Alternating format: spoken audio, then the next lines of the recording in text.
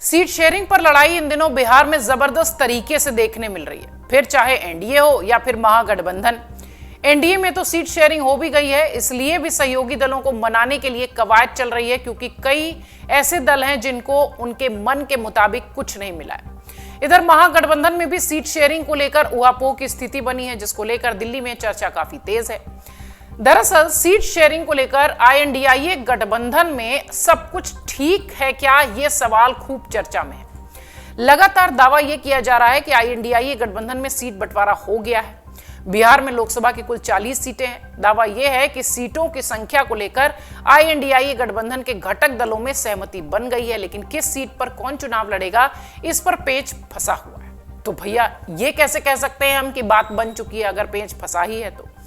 बहरहाल बताया यह भी जा रहा है कि इसी को लेकर आरजेडी, कांग्रेस और वाम दलों में तनातनी भी है। खासकर 3 सीटों पर तीनों दलों में तकरार है। सीट शेयरिंग को लेकर मधुबनी हो, बेगूसराय हो और कटिहार हो, इसे ही लेकर आरजेडी, कांग्रेस और वाम दलों के बीच बात बनती नहीं दिख रही।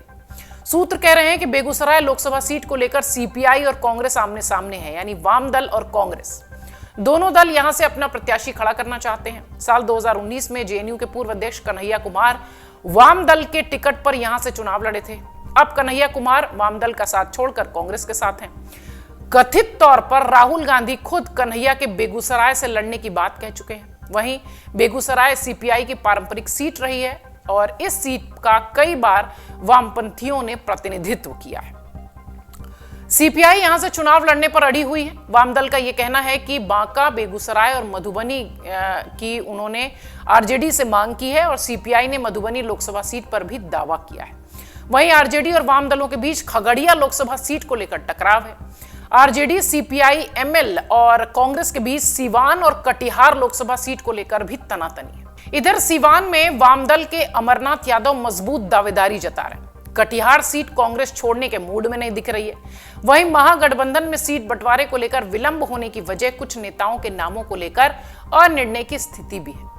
मुकेश सहनी के अलावा राष्ट्रीय लोक जनशक्ति पार्टी के अध्यक्ष पशुपति पारस और जेडीयू छोड़ने वाले अली अशरफ फातमी से बातचीत पर वाम दलों को विश्वास में लेने के बाद आरजेडी सीटों पर अंतिम सहमति बनाना चाहती है। हालांकि कांग्रेस सूत्रों ने यह भी बताया है कि उनकी ओर से सीटों को लेकर कोई संशय नहीं है।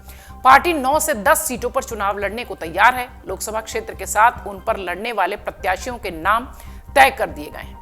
बुधवार को दिल्ली में महागठबंधन के घटक दलों के नेता बैठेंगे और इसके बाद यदि सहमति नहीं बनती है तो पहले 2 चरणों के लिए सीट बांटकर घोषणा हो सकती है।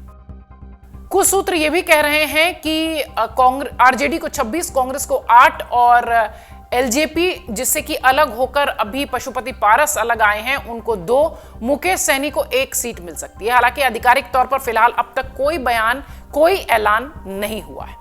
महागठबंधन फिलहाल अपनी सीटों को लेकर पत्ते नहीं खोल रही है। हालांकि महागठबंधन ने पहले ही दावा किया है कि उनकी सीट शेयरिंग को लेकर बिहार में प्लान पहले ही सेट है, लेकिन ऐलान नहीं हुआ है तो इसे कैसे सेट माना जाए। सभी दलों में आपसी सहमति है और उनकी आपसी सहमति के साथ सीट शेयरिंग का फैसला ले लिया गया है। यह दावा भी कांग्रेस की तरफ से किया जाता रहा है, महागठबंधन की तरफ से किया जाता रहा है। लेकिन कई बार ऐसा भी होता है कि सीटों को लेकर पहले राजनीतिक दल सहमत दिखते हैं, लेकिन बाद में वो सहूलियत वाली सीटों को मांगने लग जाते हैं। ऐसे में यह देखना दिलचस्प होगा कि बिहार में महागठबंधन सीट शेयरिंग को लेकर आखिर क्या निर्णय लेता है। अगर आप ये वीडियो YouTube पर देख रहे हैं तो हमारे चैनल को सब्सक्राइब करें और बेल आइकन को दबाना ना भूलें। अगर आप Facebook पर ये वीडियो देख रहे हैं तो हमारे पेज को लाइक करें।